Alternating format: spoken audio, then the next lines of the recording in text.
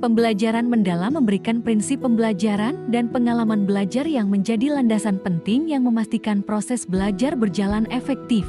3 prinsip utama yang mendukung pembelajaran mendalam adalah berkesadaran, bermakna, dan menggembirakan.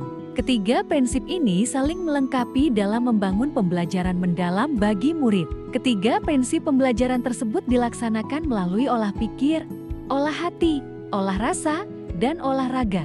Sedangkan pengalaman belajar melalui memahami, mengaplikasi, dan merefleksi.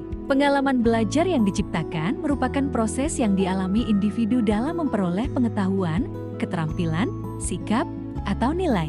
Pengalaman ini terjadi di berbagai lingkungan, seperti di sekolah, rumah, atau dalam kehidupan sehari-hari dan melibatkan interaksi dengan materi pelajaran, guru, teman sejawat, atau lingkungan. Dalam proses pembelajaran, prinsip pembelajaran tergambar dalam kegiatan pembelajaran, baik pada pendahuluan, inti, dan penutup. Namun, pengalaman belajar akan tergambar pada kegiatan inti yang dimulai dari tahap memahami, mengaplikasi, dan merefleksi. Dapat saja pada tahap memahami butuh waktu yang agak lama dibandingkan tahap mengaplikasi dan merefleksi. Tapi kadang-kadang guru agak kesulitan dalam memilih model atau metode yang akan digunakan agar 3 tahap pengalaman belajar tersebut dapat dilaksanakan dalam suatu pembelajaran. Memilih model atau metode yang akan digunakan harus menjadi catatan bagi guru agar model atau metode tersebut dalam kegiatan pembelajaran terdapat tahap memahami, mengaplikasi, dan merefleksi.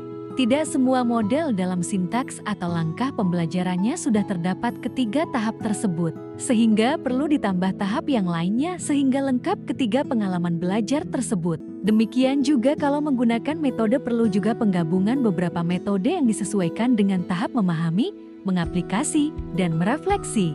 Maka gambar ini dapat dijadikan panduan dalam memilih model atau metode yang digunakan. Pada beberapa model terdapat sintaks atau langkah yang tidak ditulis tebal merupakan sintaks yang ditambah.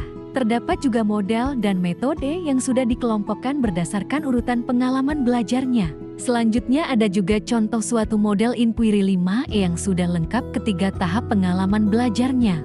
Sedangkan kolom paling kanan, kami sudah mengelompokkan metode yang dapat digunakan untuk setiap tahap pengalaman belajar. Misalnya, untuk tahap memahami guru dapat menggunakan metode diskusi sampai dengan wawancara. Begitu juga untuk tahap mengaplikasi dan merefleksi. Contoh yang baik adalah menggunakan bagan KWL yang dapat digunakan untuk asesmen awal, merumuskan tujuan pembelajaran, dan akhir pembelajaran dengan kegiatan merefleksi.